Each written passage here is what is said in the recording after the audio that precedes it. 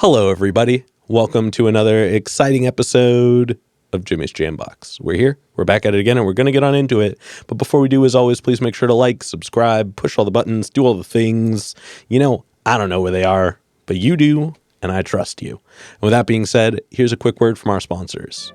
Organic herbs and botanicals, skincare and edibles, wellness for body and mind. The Brothers Apothecary. Fine teas and remedies. Ronald Records. From indie gems to classic hits, discover the heart of local music. With live shows all the time, up close and personal, and regular releases on their in-house label. Ronald Records. Supporting the community, one track at a time. All right, thank you all so much for watching. Again, shout out The Brothers Apothecary, Ronald Records, and Portland Water. Thanks for keeping us hydrated. And with that being said, let's go ahead and get on into it. Here is today's guest. Hi, I'm Rachel from Valkerie. Hello. Hello. Thank you so much for joining us. Thank you for having me. Yeah, why don't you tell us a little bit about, who you are, where you're from, what you do, give us that, Tinder profile of your involvement with music. Tinder. Valkerie is a 4-piece alternative rock band. Mm-hmm. We're from Portland, Oregon. Mm-hmm. I actually think half of us are from Portland, originally, we're born and raised. Oh, okay. Me and Dan for sure. Jordan, I cannot recall. But Bradley, I know, is not from Portland originally. Fair. Yeah. We'll have to have them all tune in and let us know where they're at. I know, yeah. They'll just shout from the beyond. Yes, guys, send in videos through your phone and I'll just pull them in right here. Yeah. It works out. Dan and I are kind of the masterminds behind most things. Mm-hmm. And we do all the recording and the writing. And Jordan and Bradley they hop in and do their thing, add some spice to the music so it's not just guitar and vocals. Oh, yeah. I did that. Yeah. And then just kind of focusing on you for a little bit, what got you into music initially? Oh, I am actually classically trained on the flute. Whoa. Yeah. Okay. When did you start playing flute? When I was 10. Gotcha. Yeah. Okay. Back in school. Mm-hmm. So, like most people, in middle schoolish. Yeah, I gotcha. Yeah. I gotcha. Was that something where your parents were like, "Hey, you got to play an instrument," or did you want to go for the flute? I am actually the youngest of 5, and all of my siblings played instruments. Gotcha. But they all were in orchestra, mm-hmm. and I was like, no, I'm going to be different. And so I picked up the flute, and I'm actually the only kid who stuck through music past middle school. Oh, yeah. Okay. I'm also the only one who didn't get piano lessons, and I'll never forget mom and dad. Still bitter. God. Yeah, I have a odd piano lesson story I'll tell you off camera. Oh, yeah. Okay. Yeah. I've told it once before on here. It's long and it's odd, but we'll save it for after. Okay, cool. Were your parents musical growing up, or were they just hey, all our kids have to play instruments? They're not musical. They're actually tone deaf. Oh, interesting. My dad really loves music though, mm-hmm. and he raised us all on alternative rock, just lots of 94/7 mm-hmm. playing in the house all the time. So I was raised on Blink and Foo Fighters and Nirvana playing all the time. And then my siblings, they're all older than I am, as mm-hmm. I mentioned, and emo was coming up. Yep. So they all were listening to Paramore and mm-hmm. Panic. And then, my mom listened to a lot of Bowie. She would turn on the pop radio stations mm-hmm. When my dad wasn't around. Yeah.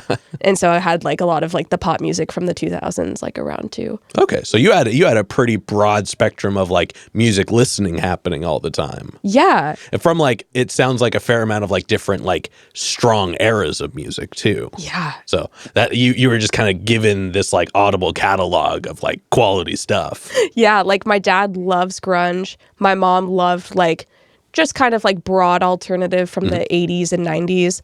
And then my siblings loved emo. Some of them loved pop. Mm-hmm. And then I was born in the year 2000, so I was 8 when like the recession happened. Yeah. And recession pop changed my brain chemistry. Oh my God. Recession pop needs to be a proper category of music if it's not. For the most part, I feel like most people recognize it. I've never heard it, but I knew what you meant as soon as you said it. Interesting. Like Lady Gaga. Yeah. Okay, well, that's cool. Yeah. Now, before we get into more of what you do in music in the present day, I do have a couple foundation questions I like to check in with everybody on. Okay. This first one, it's one we ask early, it's one we ask often, and it's definitely a crowd favorite. What was the first album you ever bought with your own money? I love this question. It was Halcyon Days by Ellie Goulding. Okay. Yeah. That's cool. What made you choose that one? I like Lights by Ellie Goulding was like super popular, and I like heard that song and I was like, that is an incredible song. And I want everything to do with her, and I was like encaptured by her voice. And so I like went into Target and I saw that it was there and I was like, I want this. And so I got it. Gotcha. Okay, Yeah. I dig that. Yeah. And then what was one of the first live shows you ever went to that was like specifically one you wanted to go to? Okay. It's the most 2013 lineup ever. I'm excited for this already. It's like the coolest thing that ever happened. My dad called me out of school sick for this. Nice. Opening was Churches. Their first ever like show in the United States. Whoa. It's Climate Pledge, I think now. Key Arena was what it was called when I went. So it was Churches opening, then Lord, then the Arctic Monkeys, Foals, The Head and the Heart, Alt J, Phoenix, and Vampire Weekend. What? Yeah. This was a real show? Yes. December to Remember. It was called Deck the Hall Ball. Gotcha. Yes. Okay. Yeah. Damn. That is... I mean, were shows even worth going to after that? No, I'm kidding. No, yeah. I'm kidding. But that is incredible. Yes. That is it. And you would have been 13 at the time when you saw that. Whoa. Changed my life. I was going to say as an adult, that would be a life-changing show. Right. So that is a really cool experience. Yeah. And I was like pretty young. I didn't know who the Arctic Monkeys were. So seeing that and like right before AM came out changed my life. I have never been the same. I strive to be Alex Turner every day. That's fair. Well, that is an incredible early show experience. Yeah. And then actually, I want to backtrack just a little bit to something we were talking about earlier. When did you switch over from flute to vocals? I actually did guitar first. Okay. I switched over to guitar when I was like 15. So I was doing flute for like primary everything up until then. And I actually was like raised religious, so like singing has kind of like always been around, but I never was like part of choir. I was always a part of band. But I got like really into singing when I started playing guitar. Honestly, like I heard it makes Halsey. sense. Yeah. Right? Yeah. I heard Halsey and I was just like, oh, cool. I want to be you. That's dope. I don't think there are many people who don't want to be, you know what I mean? Facts, yeah. I get that. Yes. Okay, cool. And so then, and in Valkyrie now, do you play guitar as well? I do. Okay, cool. Yeah. Cool. So you are vocals and guitar full time. Yes. Have you ever brought the flute out for a Valkyrie track? No. Or is it in the... I'm in another band, and I play flute for them. Okay, so you still do play the flute. Yes, I do. Okay. Yeah. Okay, well, that's cool. I mean, I guess, if you're already doing it primarily in one band, you don't need it in your other band. That makes sense. Yeah, I don't know. If we do more stuff that, like, more, like, inclusive, like, bring in synths and stuff, I'll consider bringing it in. That's fair. Yeah. That's fair. I didn't spend, like, $2,000 on it for nothing, you know? That's a lot of money. I mean, I guess that's probably not a lot of money for a flute, is it? You know, it's No. like the cheapest of the, like, regular flutes. Yeah, that makes sense. Woodwind and brass instruments always have a very high price tag. Yeah. But I get it. I get it. There's only a bunch of science involved in it. Yeah. It's like solid silver or something like that. Or like, yeah. Well, at least you have a sound investment. Yes. Not going anywhere. All right. And before we get into more of what you do in the present day, do you have a defining moment where you decided you wanted to take music more seriously? Ooh.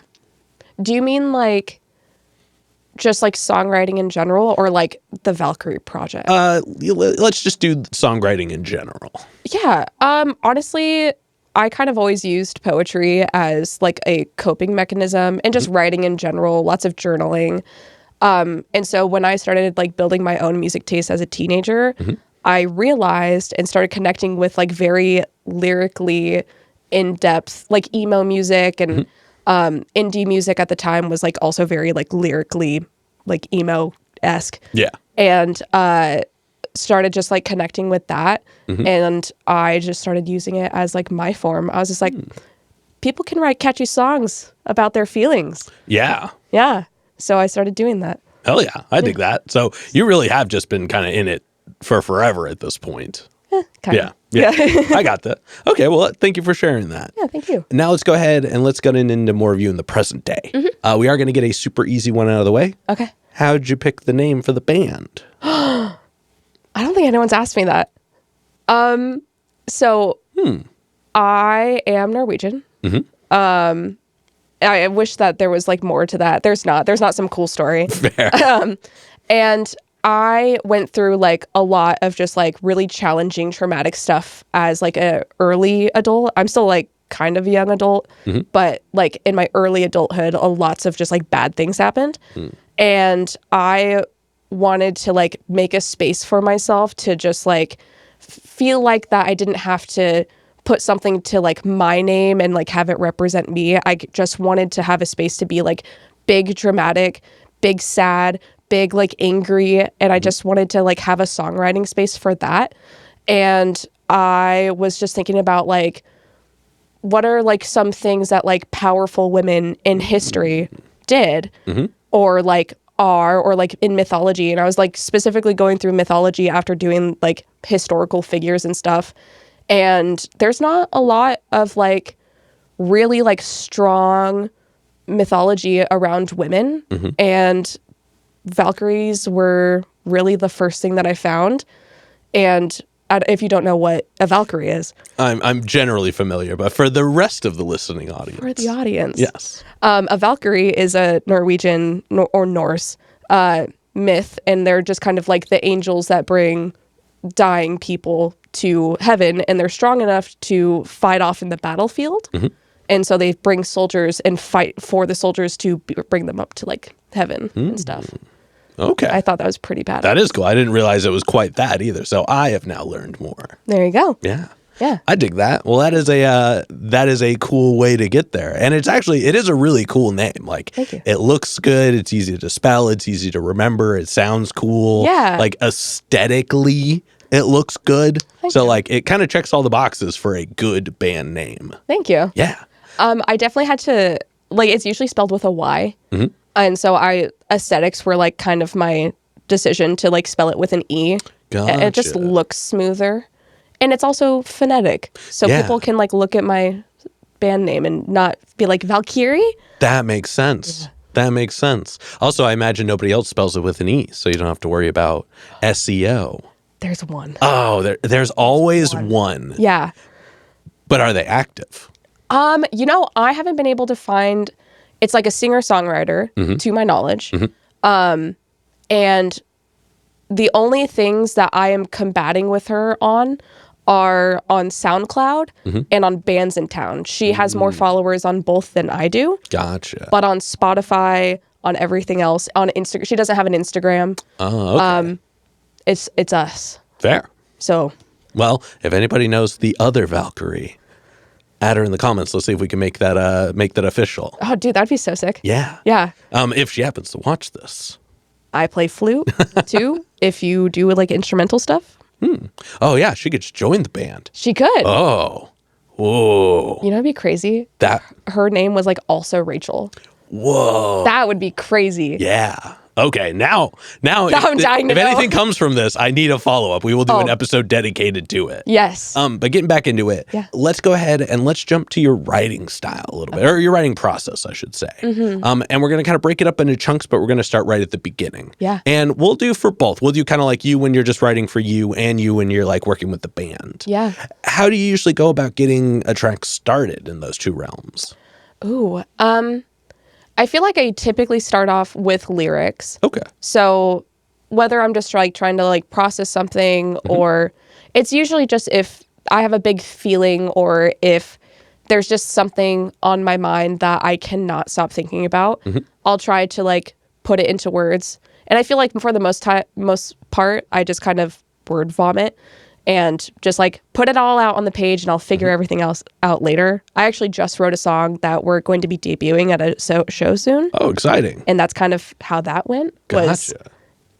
I just like had a lot to say and I like cut from there.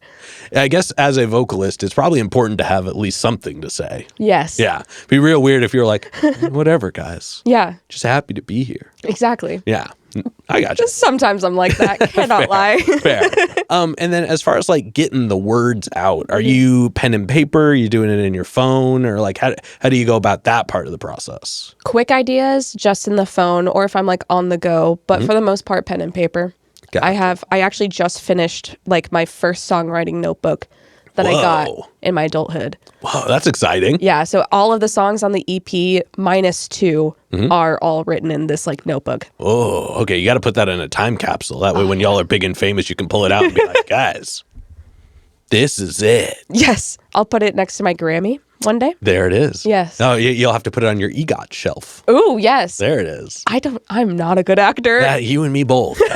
You and me both. But you know, not good. It could happen. Yeah. You know, I think Snoop Dogg has one of the. I don't know. Is he an EGOT? I don't know. He's definitely not an EGOT, but he has one of them. I imagine he's probably got two of them. He definitely has a Grammy for sure. Oh, for sure. Yeah, for sure. Actually, Snoop, why don't you leave us a comment with which ones you have? Yeah, let us know if you're an EGOT recipient. That. Now I actually have to know. We're gonna Google that afterwards. Yes. That'll be fun. And then. Once you get I guess before we move into the next part, do you have a different writing process for like your music versus like band stuff? Or is it primarily the same? It's primarily the same. I would say that like Valkyrie is like my baby and I kind of just like bring all the songs to the band and they're just like, cool. Okay. Yeah. Okay. So Valkyrie is like your primary writing project. Yeah. Gotcha. Okay. Yeah. And then you said you write with Dan, correct? Yeah. Okay. What is his role in that process? Oh, I write them all just like me and an acoustic typically. And then Dan will hear me sing them and he's just like, I know how to make this into a rock song. And then he'll just whip out his guitar. And Dan is a genius. You've had several of his bands on the show. Yes. He just has such an ear for like, we've bonded on so many bands and like our love for Paramore and our hatred for Muse. We just like are solid in that. And from there, he just is like, oh, I know exactly like what you are thinking. Yeah. That's actually how like Valkyrie as a full band started because it was going to be a solo project. It actually, before it was a solo project, was just going to be a producer tag. So that's how Valkyrie started. Gotcha. And he actually heard me perform Chokehold at an open mic. And he came up to me after and he's just like, that's supposed to be a rock song, isn't it? And I was like, yeah, but you know, maybe one of these days. And he's like, no, shut up. I'm going to make a demo. And then like went home and like made a whole ass, like the demo for Chokehold. Whoa. And then the song came out 2 months after that. Huh. Yeah. Well, that's cool. Yeah. Man, I'm glad I followed up with that one. Right? And so now is that still just kind of like you bring him your idea, he turns it into a full thing, and then you both bring it to the band and they figure out their bits and add it all in together? Yeah, kind of. Gotcha. Okay. For the most part. And then for recording, does the band do their parts as well, or is it just like primarily you? You know, for the EP, it was primarily Dan and I. Gotcha. Because we just like started working on it before Valkyrie was a full band. Gotcha. Yeah. So we just kind of built all of the songs and met Jordan after that. And then, met Kyle and then Bradley after that. So. All right. Well, hey, the rest is history then. Yeah. Okay. Well, thank you for sharing all that. Yeah. And then once y'all have a track finished writing, how long does it usually take you guys to feel comfortable enough to perform the track? It has been as soon as one rehearsal and then the next show. Okay. But I would say it takes a few rehearsals, but like lots of people practicing on their own. Yeah. But I just am so happy with the group of people that have come to just like my music and work with me on my music, that we're just like so tight. Yeah. And so it's as easy as people just like coming in, they're just like, oh yeah, I like worked on it. And then we're just like able to like get it down. Okay. Yeah. Man, there is something really cool about a band that is like stoked about the music and like actively working on being good when it needs to be done. Yeah. Yeah, that a band that practices outside of practice is usually a competent band. Yes. Yeah. Yeah. I'm very blessed. I love these guys. It goes a long way having a band that you're stoked to be a part of. Yes. Yeah. Yeah. And actually that segues well. Let's go ahead and talk about some of the music a little bit. Yeah. So I jumped on Yield Spotify, and all of the music. You've got music going all the way back to last year, but it was primarily the two singles that were out, and then the EP, which just came out in like January of this year. So by the time this comes out, like a month and a half ago, and so I went through and checked it all out, and I got to tell you, it is really cool. Thank you. I really like the sound. Before I get into it, fun fact, the album cover where you're standing is like 9 steps away from a Jambox Live that I recorded for Kill Maddie. Oh my God. Yeah, Oh, like I saw the crazy. picture, I was like, I know exactly where that is. Yeah. I know 100% for sure. Oh, that's awesome. Yeah, so but that's not about the music. I just want to share that with you. But getting back into it, I was checking out your music, and it's really, like I said, it's really cool. It's very somber. It's a little melancholic. It's really like emotionally driven. Thank you. But sonically, it is super solid. Like everything sounds great. The arrangement's strong. It definitely gives off that like late 90s, early 2000s like alt rock feel. Like I could for sure put it either before or after Avril Lavigne's Let Go album. Like that was, thank you. Yeah, that was the first thing I was like, what other things does this remind me of? And that one jumped up really high. Oh, yeah. Thank you so much. Yeah. But it is really cool. I really enjoyed listening to it. And I like that it feels comfortable sonically, but it doesn't feel like you were just trying to go after that sound. You know what I mean? Like there is a bit of the now in it. And it does feel very, very well put together. Thank you. Yeah.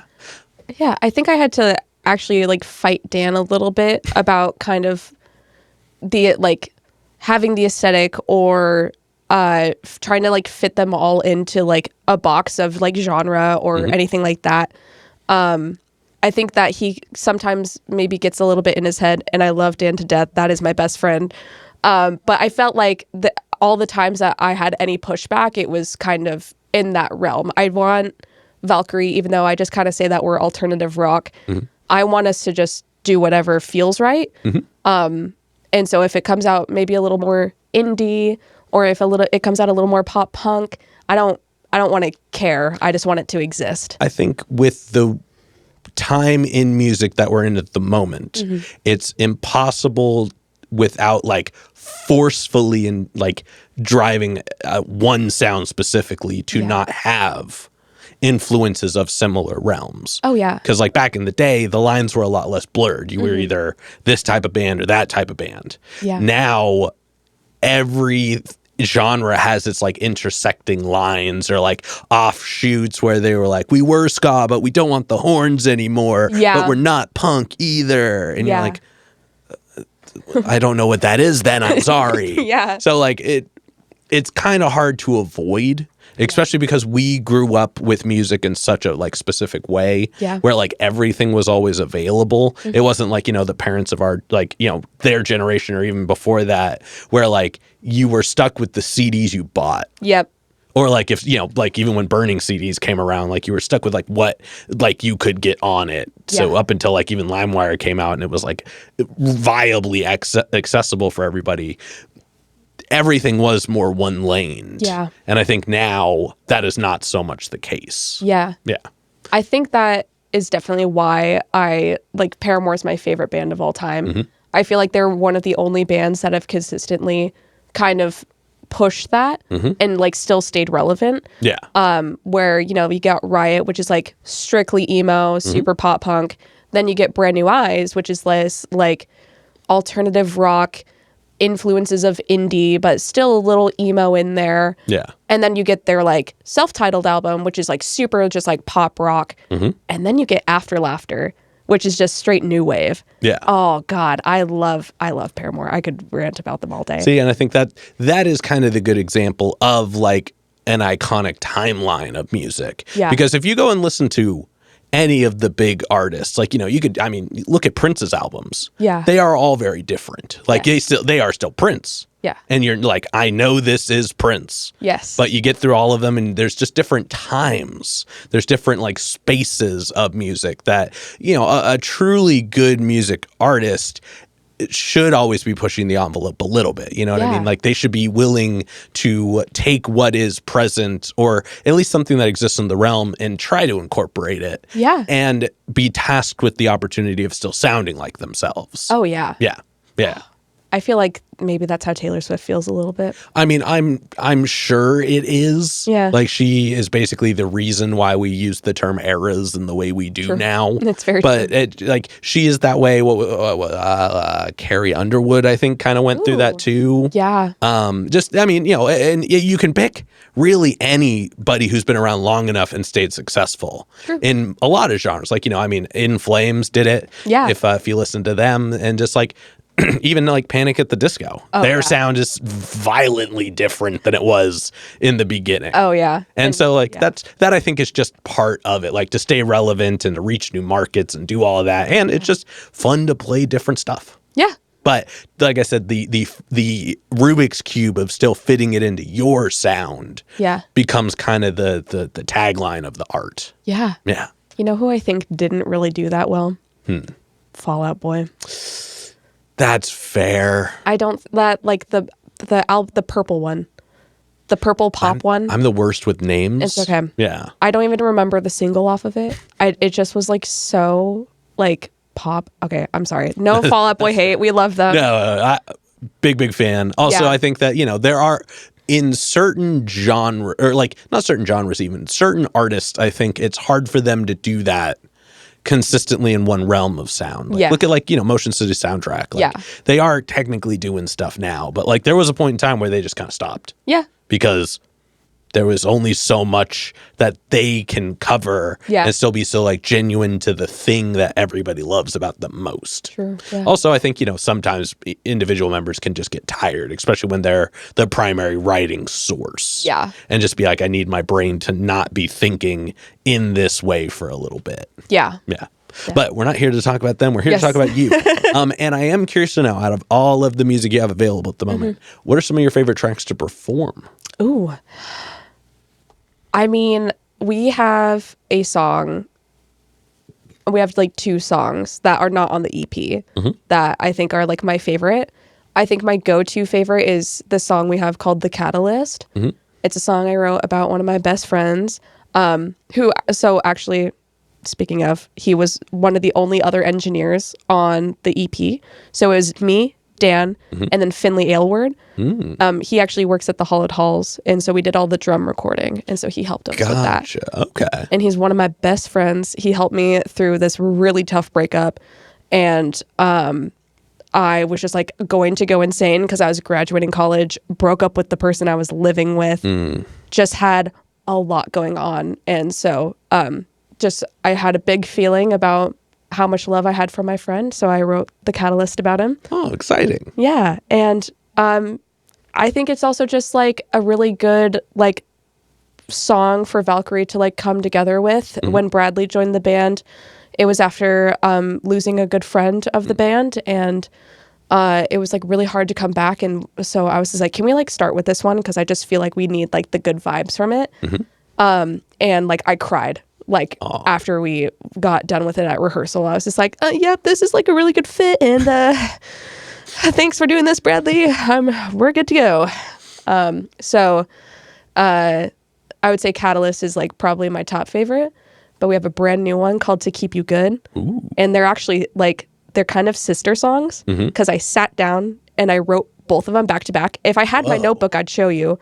I was in college, I was graduating, and I was just like, I like sat down in like the hallway and I was like, I got some shit to say. And so I wrote down Catalyst first, and then I was just like, okay, now I have some stuff to say about my ex. And then I wrote To Keep You Good. Oh, well, we actually happen to have it right. Yeah, right here. Nice. Gotcha. Well, that's really interesting. Thank you for sharing that. Now, I am very curious to hear them both now and like see like what like the comparisons are between the two as far as, or not comparison even, but like just like how they mold together. You know, I would love for you to tell me what you think because they're both pretty different. Well, we happen to also have them both right. I gotcha. Okay. Well, I mean, you're welcome to send it in for the new segment when you'd like, or, I mean, whenever y'all put out a new album, we'll have you come back for a tuned in episode. Yeah. That'd be real fun. And also, we just need Dan on the show again. Yes. Has Dan actually been on the show? Oh. I don't think he has. I feel like, maybe not. So Dan Bacon is in Drifter, Double Play, Dismantled, Valkyrie, Jungle Corp, which is the band that I play flute in. That's actually how we met. We met 3 years ago. And he is in another band that he just like does backing stuff for them. So you probably wouldn't interview him anyway. So those are the 6 bands that he's in. Okay. I know that he wasn't at the Drifter one. No, it was just Casey. Definitely not. Shout out Casey. We love Casey. Yes. And he wasn't at the Dismantled one. No, but he was at their show. Yes. I feel like I've met him before prior to that, though. I mean, he probably went into the Guitar Center in Clackamas. Oh, definitely. Yeah, I worked there for a while. But I swear he's been at... I don't know. Well, Dan, we're going to have to get you on for your own episode now. Yes. Yes. That I actually was like begging him to come. I was just like, I need you there because he's also my best friend. So like you would see just like how it just works. Gotcha. I don't know. Well, come back when he does his episode now. I will. Yeah. I'll bug him. Okay. Well, but like I said, we're tangenting off from here, and actually now I want to zoom out. Yeah. I want to look at more music as a whole. What are some of the things you're listening to right now that you enjoy or you're finding inspiration in at the moment? It's going to be just as eclectic as before. That is okay. Perfect. I see Fantagram on Friday. Nice. So I'm listening to that new album. Fantastic. I've been listening to a lot of like metal as of recently. So lots of Spirit Box and Poppy and Knocked Loose. Okay. Hell yeah. Yeah. That like new album, and especially like Suffocate by Knocked Loose with Poppy. Good stuff. Yeah. Yeah. And then I actually have it tattooed on me right here. The like Hayley Williams solo album. That's like honestly just like a go-to, but she has a song on that album about grief. And again, like I lost my friend recently. So like I've been like really connecting with that song in particular. Gotcha. So like finding those ones in there as well. Yeah. That is you're not wrong. That is a broad spectrum of musical experiences. Yeah. And then before we move into the next portion, this next question is probably the densest question in the interview. Ooh. But we've talked about, your experience with music, the actions, the reactions. Yeah. But when it's just you and music one-on-one, what does music give back to you? Ooh, I like that. That hits. What does music give back to me? Music always kind of like gave me a sense of belonging. I definitely was like not cool in high school or anything. But I always felt very strongly attached to it. Like to the point where it was like during like stan culture Twitter, like I was definitely like one of those. But just because like I like felt like I was understood for the first time. And so when it came to finding music that like spoke to me, where it was just like, oh my God, like that's how I feel. And I always wanted to write music that made me feel that way, like made me feel that way. I hope to make other people feel that way, where it's like, if you can like listen to my song and be like, oh my God, I feel seen and heard through this. Like I've never felt like anyone has understood like that feeling before. That's what I really go for. And so like being able to like comprehend these like big feelings that I feel like a lot of the songs talk about, I feel like that's what it gives back to me. Sense of belonging. Gotcha. Yeah. Well, thank you for sharing that. Yeah. Now we're going to go ahead and we're going to move on to some hypothetical questions. And for these, sky's the limits. The questions are all made up, so the answers are allowed to be as well. But this first one is pretty straightforward. Yeah. If you could work with any one person, the only requirement is they have to be alive. Okay. Who would you want to work with, and how would you want to work with them? One person. It can't be like a band. Damn. I gotta go Hayley Williams. I had a feeling that was going to be the answer. That's fair. Yeah. I mean, that makes sense. And it's not a bad answer. Yes. You know what I mean, that would be phenomenal. How many times did I bring up Paramore? Like, I think only once. yes. Okay. How would you want to work with her? I feel like I would actually want to write her a song. Interesting. I don't think I would ever be able to like sit down and write a song with her. Well, maybe I would, but like me singing with her. I mean, I like to think that I'm a good singer, but I'm not Hayley Williams. Like, I mean, I'm sure she could work with you though. You know what I mean? Not to make you better even. Like she could probably hear you and be like, "Oh, you're doing this. I will do that." True. She is talented like that. Yes. Yeah.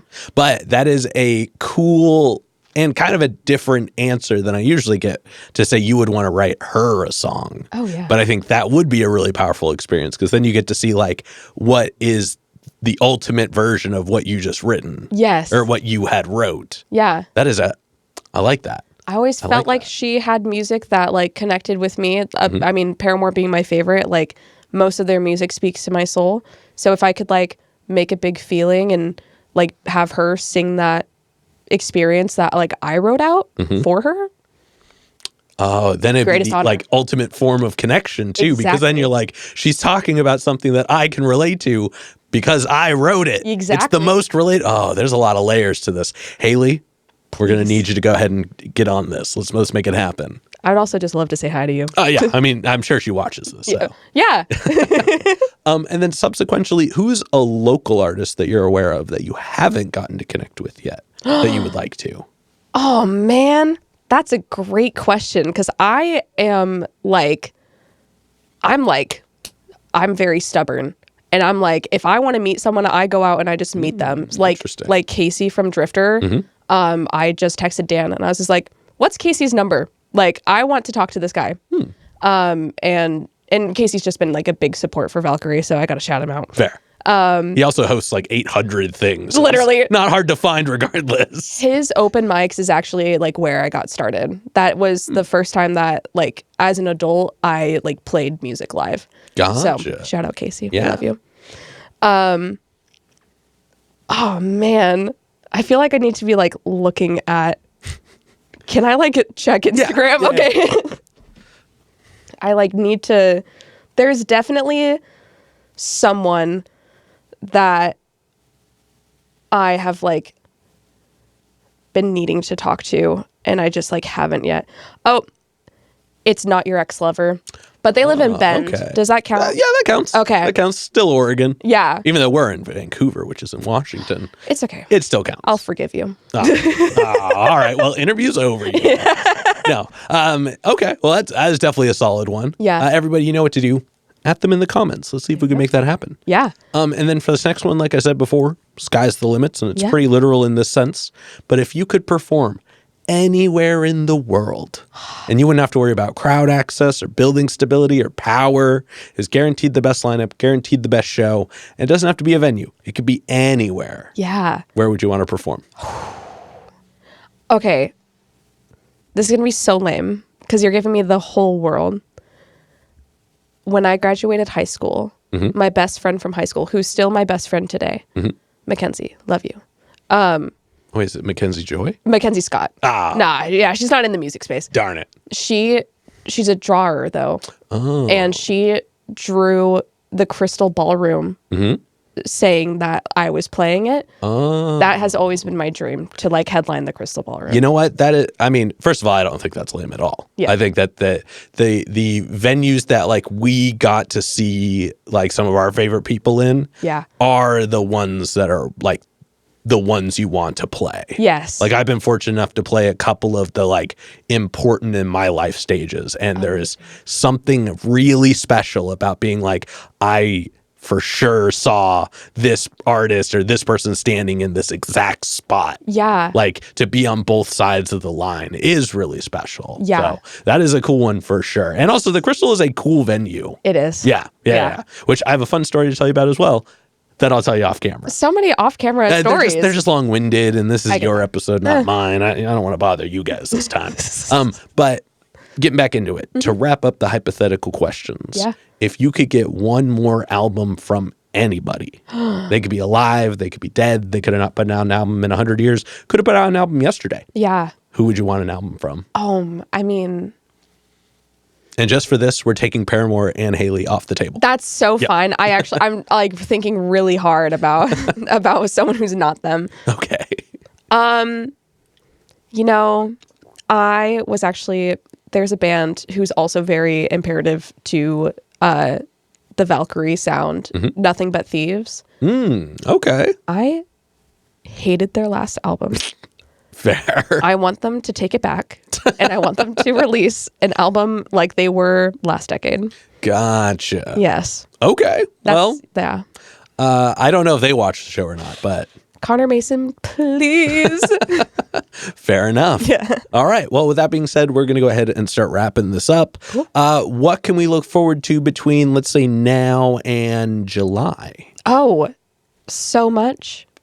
Definitely singles coming out. Nice. To Keep You Good is the next one. So we're pretty stoked about that one. We got some shows, just like here and there. We're actually like completely booked out through July. Oh, so exciting.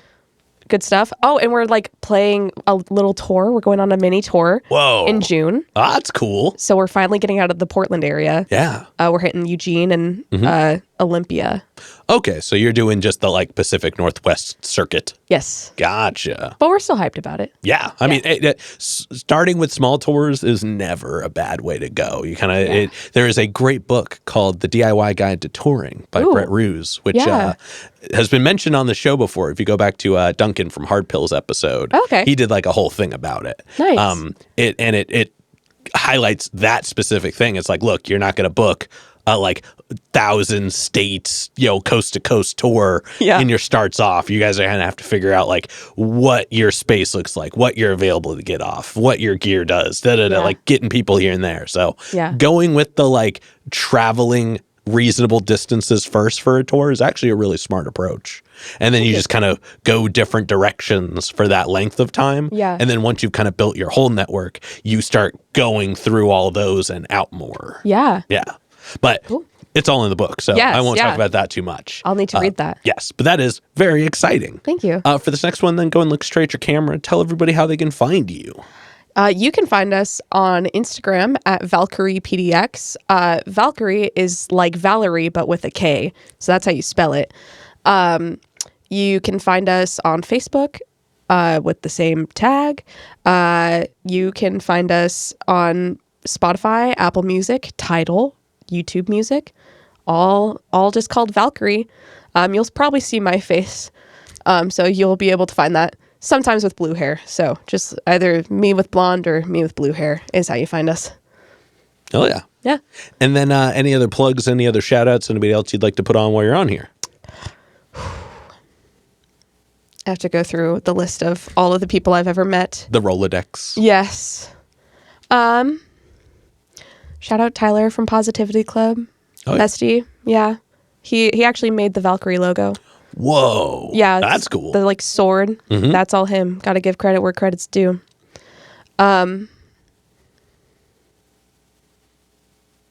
I mentioned all my bandmates. Yeah, I was going to say, you've kind of been name dropping people throughout the whole episode, so you've definitely covered enough. Yeah. Mentioned Casey like I wanted to. That's all. Yeah, one more shout out to Casey. Yeah, we love you, Casey. Oh, yeah. All right, then with that being said, I've got one last question to go. Yes. But before we do, I'm going to steal the camera for just a second. Do it. As always, y'all, please make sure to like, subscribe, push all the buttons, do all the things. I don't know where they are, but you do, and I trust you. And one more shout out to the Brothers Apothecary, Ronald Records, and Portland Water. Thanks for keeping us hydrated. And with that being said, the final question. and this is entirely up to your interpretation. Okay. But in all of music, Yes. what is an album you feel is more on the obscure side? So it's a bit of a deep cut. It's one not a lot of people would know, but it's one you think everybody should know. There is an album that I absolutely love. It's this like indie pop artist. Her name's Luna Shadows. And she has an album called Hallelujah California, I believe. It's either called Hallelujah California or it's called Digital something. But I love that album. I like focus on the song so much I just forgot. I'm not an album Yeah. person. It's a really loaded question. If someone was like, Yeah. "What about you, Jimmy?" I would not be able to come up with an answer. Yes. Yeah.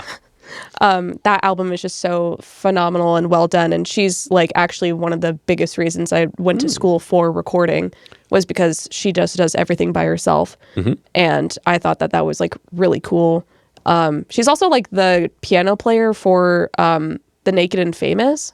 Interesting. So Yeah. she just like has her solo stuff. Yeah. Luna Shadows. Hell yeah. Well, that's a super cool rec. Thank you so much. Yeah, of course. All right. But with that being said, we're going to go ahead and wrap this up. Thank you so much for joining us today. Thank you so much for having me. Yeah. And this has been another exciting episode of Jimmy's Jambox. I'm Jimmy. I'm Rachel. And we're signing off. Later, y'all. That's a wrap. This is not a podcast. This is a show.